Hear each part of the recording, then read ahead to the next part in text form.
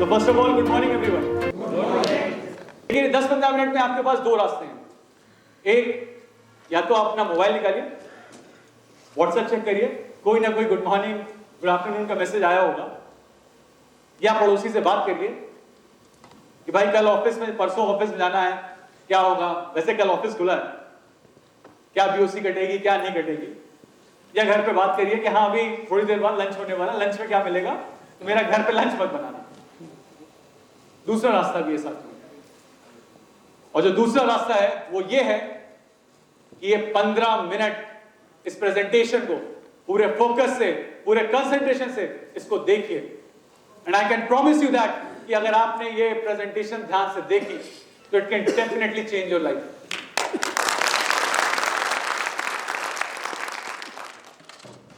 साथियों, मेरी प्रेजेंटेशन है, जैसा कि आप टॉपिक देख सकते हैं, how to go from ordinary to extra ordinary.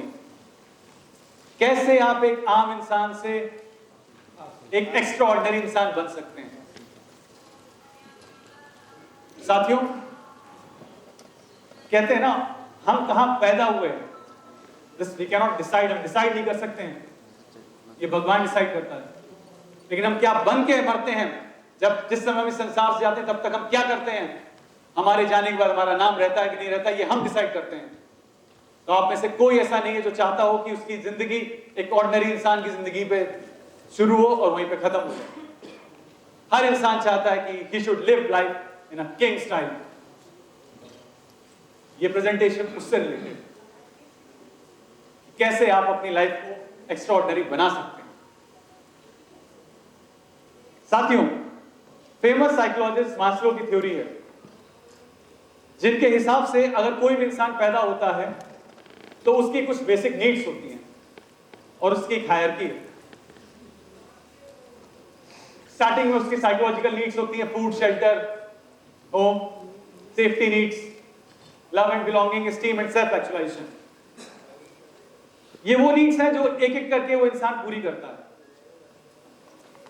मेरा आपसे कहना है कि अगर आपको ये नीड्स पूरी करनी है, और पूरी करनी सिर्फ एक ऑर्डिनरी नहीं, एक एक्स्ट्रा ऑर्डिनरी वे में पूरी करनी है, तो इसके लिए लाइफ में आपके दो गोल होने चाहिए.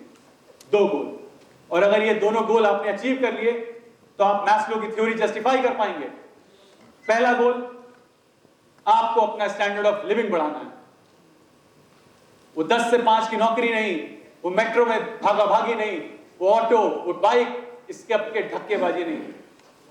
आपके पास एक घर होना चाहिए, एक अच्छी गाड़ी हो, एक स्टैंडर्ड ऑफ लिविंग हो जो अपनी फैमिली को दे सकते हैं. और दूसरा, giving back to society. This is something very important and this is the point जो काफी लोग, हम लोग ध्यान नहीं देते हैं. हमारा फोकस क्या रहता है, हमारी जिंदगी यहां पे स्टार्ट होती है कि हम अपने लिए क्या करें. हमें से कोई ये फोकस नहीं करता कि यार हम जिस सोसाइटी में पैदा हुए हम उसके लिए क्या करें. और यकीन मानिए, जो इंसान बड़ा बनता है ना, वो इस दूसरे पॉइंट पे भी फोकस करता है. चाहे आज आप रतन टाटा की बात करें या मुकेश अंबानी की बात करें. साथियों, अगर आपको ये दो चीजें गोल समझ गए कि हमें ये दो चीजें अचीव करनी है, तो मैं आपसे एक बात कहूंगा कि दो को अचीव करने के क्या ऑप्शंस हैं. या तो आप सर्विस क्लास ज्वाइन करेंगे, जैसे कि मैं आपके सामने खड़ा हूं, या एक बिजनेस क्लास. इसके अलावा तीसरा ऑप्शन नहीं है. कोई भी इंसान जो अपनी ग्रेजुएशन कंप्लीट करता, पढ़ाई कंप्लीट करता और आगे अपने फ्यूचर के सपने देखता है, उसके बाद सिर्फ ये दो ऑप्शन बचते हैं. अभी दो ऑप्शन जब सेलेक्ट करने की बात आती है कि आपको कौन सा ऑप्शन सेलेक्ट करना है, तो आप एक दिमाग में एक बार प्रश्न उठाइए. क्या? नेम 5 टॉप इंडियन जो इंडिया के सबसे रिचेस्ट पर्सन. मैं चाहूंगा सुबह आप सबको एक लिखने के लिए पैड मिला है, इसमें जरूर लिखिएगा इंडिया के टॉप रिचेस्ट पर्सन, जो आपको लगता हो इस देश के सबसे अमीर इंसान है. उसके बाद सोचिए उनमें से कितने हैं जो अमीर बने हैं सर्विस क्लास में. हो सकता है आपके नाम पांचों के अलग हों, एक दो नाम तो कॉमन होंगे, जिसमें हम मानी जी भी हैं. एक दो नाम अलग हो सकते हैं, लेकिन I can guarantee you this कि वो पांचों नामों में से कोई भी नाम सर्विस क्लास से नहीं होगा. तो फिर वो अमीर कहां से बने? वो बने हैं सिर्फ और सिर्फ एक चीज से, and that is This is the thing which can give you a king style life. But जब बिजनेस की बात आती है तो उसके साथ कुछ चीजें जुड़ी होती हैं. ह्यूज कैपिटल, मशीनरीज, इंफ्रास्ट्रक्चर और मैन पावर. हम किसी भी बिजनेस की बात करते हैं, हमें ये 4 चीजें चाहिए होती है कि नहीं? अगर हमारे पास ये होती, अगर हमारे नाम के पीछे टाटा या अंबानी लिखा होता तो हम में से कोई यहां नहीं बैठा होता. इसलिए ये ऑप्शन हमारे लिए वैलिड नहीं. तो फिर ऐसा कौन सा बिजनेस है जिसमें आपको कैपिटल, मशीनरी और पावर नहीं चाहिए? ऐसा कौन सा बिजनेस है जो आप कर सकते हैं अगर आपके सरनेम के पीछे बहुत बड़ा टाइटल नहीं है? है कोई ऐसा business? Exactly, this is what आप वो अचीव कर सकते हैं एक LIC के एजेंट, एक LIC के एडवाइजर बनने के बाद. आप अपने सपने साकार कर सकते हैं इससे.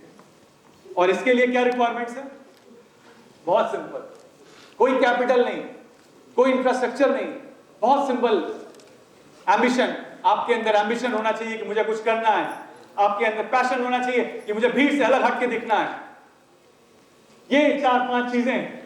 Love to meet people and perseverance and dedication.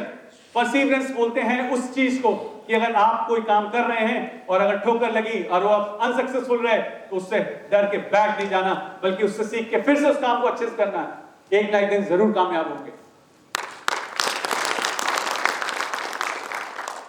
साथियों, जब आप LIC एजेंट बनते हैं ना तो उसके रिवॉर्ड्स. वैसे तो आप में से काफी लोग इस फील्ड में हैं, लेकिन फिर भी मैं कुछ रिवॉर्ड्स बताना जरूर चाहूंगा. पहला रिवॉर्ड, ये आपको मौका देता है one of the highest paid profession में जाने का. और ये सच है साथियों. आज आप में से बहुत सारे लोग जानते होंगे मिस्टर भरत पारेख को. ये एक ऐसा नाम है जो हर LIC एजेंट को नहीं बल्कि हर LICian को रटा होता है, मिस्टर भरत पारेख.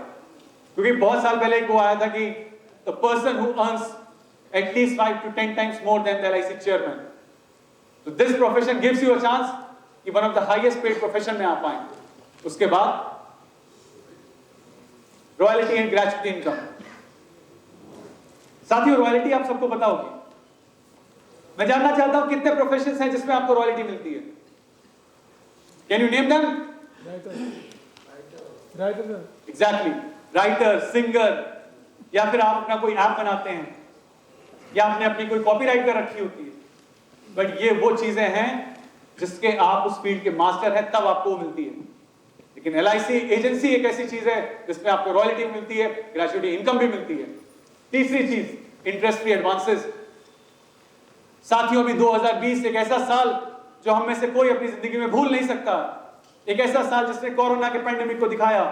एक ऐसा साल जिसमें काफी लोगों को यह टेंशन रही कि उनकी जॉब रहेगी नहीं रहेगी.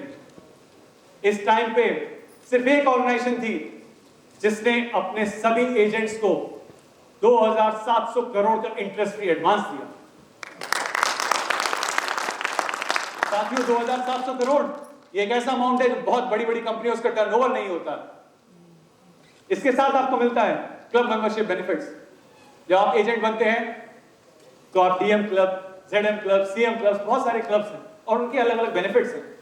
मैं इस टॉपिक को ज्यादा डिस्कस नहीं करूंगा क्योंकि ये चीजें आपको आपके डेवलपमेंट ऑफिसर, मार्केटिंग ऑफिशियल्स बहुत डिस्क्राइब कर सकते हैं, बहुत आराम से सब कुछ बहुत डिटेल से बता देंगे. इसके साथ आपको मिलता है various other career options. Agency के बाद आप चाहें तो आप डेवलपमेंट ऑफिसर बन सकते हैं. पांडे जी बता रहे थे उसमें 30% रिजर्वेशन मिलता है. DO से आप चाहें तो आप ABMS बन सकते हैं. और एक लाइव एग्जाम्पल आपके साथ बैठे मिस्टर वेंकटेश, ये पहले डेवलपमेंट ऑफिसर थे, आज ABMS हैं आपके. आप ABMS से और आगे प्रोसीड कर सकते हैं, branch incharge, marketing manager, SDM, जब तक जहां तक आप जाना चाहें. साथियों, जब मैं बात करता हूं रिवॉर्ड्स की, कहते हैं ना हर सिक्के के 2 पहलू होते हैं. अगर रिवॉर्ड्स भी हैं तो कुछ बॉटलनेक्स भी हैं. बॉटलनेक्स उन चीजों को बोलते हैं जब हम कोई अच्छा काम करने जा रहे होते हैं तो हमें रोकते हैं. जब पांडे जी ने मुझसे परसों बोला कि आपको प्रेजेंटेशन देनी है, मेरे दिमाग में बॉटलनेक्स आए. क्या करूंगा यार, 1-2 दिन तो छुट्टी के मिलते हैं, सर वैसे ही इतना लेट छोड़ते हैं, हमें 8 बजे घर जा पाते हैं. लेकिन मैंने कहा नहीं, एक मौका मिल रहा है लोगों से मिलने का। ऐसे जब आप एजेंसी में जाते हैं तो आपके दिमाग में बॉटलनेक्स आते हैं क्या? कुछ बॉटलनेक्स मैंने यहां पे नोट डाउन किया आपके लिए। पहला, I am not good for marketing. और ये ख्याल अगर आप में से कोई अभी जिसने एजेंसी नहीं ली है, और जब अगर पांडे जी आपको बोलेंगे भैया एजेंट बन जाओ, सबसे पहला ख्याल आता है यार मैं मार्केटिंग के लिए बना ही नहीं हूं, मैं पॉलिसी बेच ही नहीं पाऊंगा। साथियों, एक बहुत अच्छी बुक है rich dad poor dad by the famous author Robert Kiyosaki, and he says कोई भी पैदा मार्केटिंग पर्सन नहीं हुआ था, कोई भी सेल्समैन पैदा नहीं हुआ था। लेकिन अगर आप चाहें, अगर आपके दिमाग में ये बात आती है कि ये चीज मुझे करनी है, ना कि ये चीज मैं नहीं कर सकता हूं, तो अगर आप अपने दिमाग को क्लियर करते हैं तो आज नहीं तो कल, कल नहीं तो परसों आप वो चीज जरूर कर सकते हैं। तो I am not good for marketing, ये सच नहीं है। अगर आप प्रैक्टिस करें तो मार्केटिंग एक ऐसी चीज है कि आप किसी भी इंसान को कोई भी चीज बेच सकते हैं, सिर्फ आप में कॉन्फिडेंस होना चाहिए। दूसरी चीज आती है पीपल स्टिग्मा। पीपल स्टिग्मा मतलब दिस इज आई थिंक सबसे टफेस्ट चीज है। जब हमें ये लगता है कि हम अगर एजेंट बन गए, लोग क्या कहेंगे, लोग क्या सोचेंगे।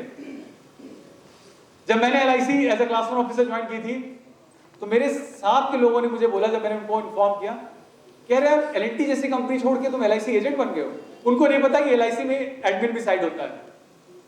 ये बहुत बड़ा एस्पेक्ट है, लोग क्या कहेंगे। लेकिन साथियों, मैं आपसे एक चीज कहना चाहूंगा, आप कोई भी अच्छा काम करने जाते हैं, लोग कभी आपको ये नहीं बोलते हैं कि हाँ चलिए करिए बहुत बढ़िया है। हर इंसान ये बोलता है कि अरे कर नहीं पाओगे, कर नहीं पाओगे। लेकिन वही इंसान कर सकता है जो इस चीज से आगे हटता है और वो करके दिखाता है। आज अगर यहाँ पे मिस्टर भरत पारेख बैठे होते तो क्या आपको लगता है कि हम ये सोचते कि कौन है ये? जी नहीं, हम साइड में खड़े होकर उनसे सर कर बात कर रहे होते, एक रिस्पेक्ट आती और ये लगता है कि आज इन्होंने करके दिखाया, कल हम करके दिखाएंगे। तीसरी चीज, insurance is sold but not bought. साथियों, ये बहुत बड़ी बात कही जाती है हमेशा, इंश्योरेंस एक ऐसा सेक्टर है जो आज भी कोई खुद से नहीं आता आपके पास कि नहीं यार मुझे पॉलिसी लेनी है। लेकिन time is changing friends, this is the time of technology. आजकल आप में से हर एक इंसान के पास एक स्मार्टफोन होगा, और जियो के आने के बाद से तो सबके पास नेट होता है। लोग अवेयर हुए हैं। पहले हमारी जनरेशन कभी इंश्योरेंस लेती नहीं थी, लेकिन आज हमारी जनरेशन पॉलिसी बाजार में सर्च करती है कि क्या लेना चाहिए, हमारे पास इतने लोन है, कार लोन, होम लोन, इतनी लायबिलिटीज हैं, हम क्या एसेट ले सकते हैं। आज का वो टाइम नहीं है जब insurance is not sold but bought. Exact friends, आज इंश्योरेंस बॉट किया जाता है।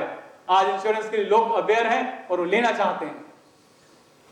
अगला बॉटलनेक आता है, पीपल आर ऑलरेडी इंश्योर्ड। हमें लगता है कि अगर हम एजेंसी ले लेंगे, हम एजेंट बन गए, क्या करेंगे, ऑलरेडी सब लोगों के पास पॉलिसी है। साथियों, टाइम्स ऑफ इंडिया का सर्वे बोलता है कि इंडिया का सिर्फ 40% मार्केट टैप है, 40%। That means still there is a probability of 60%। 60% एक ऐसा ह्यूज पोटेंशियल है जो आप टैप कर सकते हैं। और इनफैक्ट उस 40% में भी सिर्फ 20% है जिसके पास एडिक्वेट इंश्योरेंस है। आज मेरे पास अगर 2 करोड़ का इंश्योरेंस होना चाहिए तो मैंने सिर्फ 50 लाख 1 करोड़ का ले रखा हो। दैट मींस जो 40% इंश्योर्ड है उसमें से भी 20% अनइंश्योर्ड है। इसलिए 80% का अगर देखें तो मार्केट कैप आपके लिए खुला हुआ है। साथियों, इसके बाद अगला आता है so many agents are present. अगर मैं एजेंसी ले लूंगा तो मैं क्या अचीव कर दूंगा। रियलिटी है, कभी आप अपने डेवलपमेंट ऑफिसर से बात करिए, कभी आप अपने मार्केटिंग ऑफिसर से बात करिए।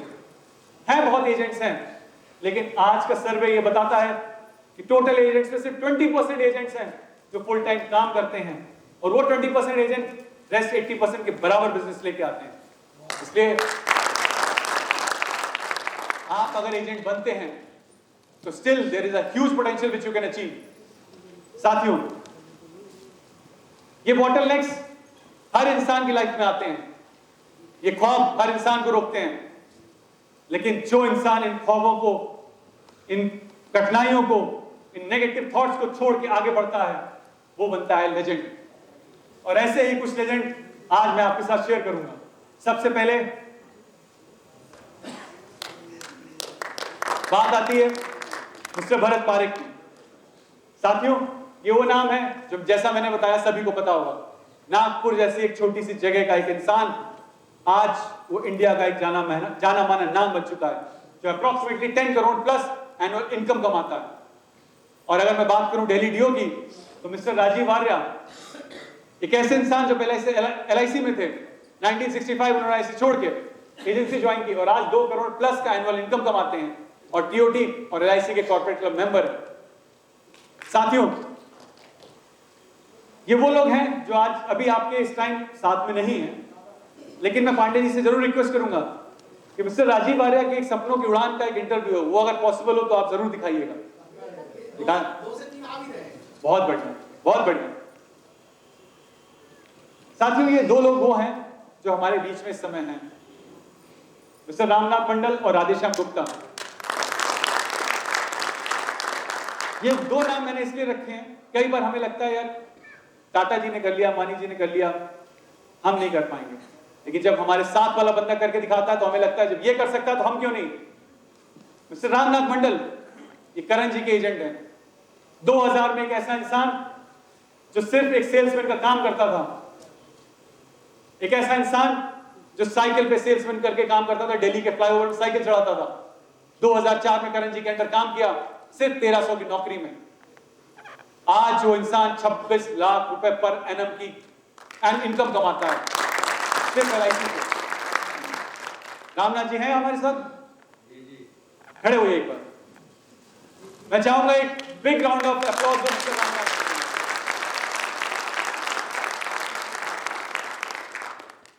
रामनाथ जी एक लाइव एग्जांपल है हम सबके लिए कि अगर एक छोटे लेवल से उठ के एक इंसान इस ऊंचाइयों पे पहुंच सकता है कि वो अपना स्टैंडर्ड ऑफ लिविंग बढ़ा सकता है। आज उनके पास घर है, कार है, आज उनके बच्चे एक अच्छी एजुकेशन पा रहे हैं, तो हम क्यों नहीं कर सकते। दूसरा एग्जांपल मैंने लिया है मिस्टर राधेश्याम गुप्ता जी का, ये पांडे जी के एजेंट है। साथियों, जैसे रामनाथ जी ने बहुत छोटी सी जॉब से स्टार्ट किया, राधेश्याम गुप्ता जी एक एमटेक है, एक हाईली क्वालिफाइड पर्सन, और जब कोई बीटेक एमटेक होता है, मैं इस बात को जानता हूं, हमें लगता है कि यार हमें प्लेसमेंट चाहिए होता है। राधेश्याम गुप्ता जी रिलायंस कम्युनिकेशन में काम करते थे, लेकिन उन्हें यह बात समझ में आई कि रिलायंस से मेरा फ्यूचर उतना नहीं है जितना अगर मैं LIC एजेंसी ले लूं तो मैं अचीव कर सकता हूं। और आज राधेश्याम गुप्ता जी 2018 ऑनवर्ड से MDRT हैं और अप्रोक्सीमेटली 26 लाख पर एनम का इनकम कमाते हैं। राधेश्याम जी आपने नहीं, 2 मिनट राधेश्याम जी आज। साथियों, मैं चाहूंगा एक big round of applause for Radheshyam ji.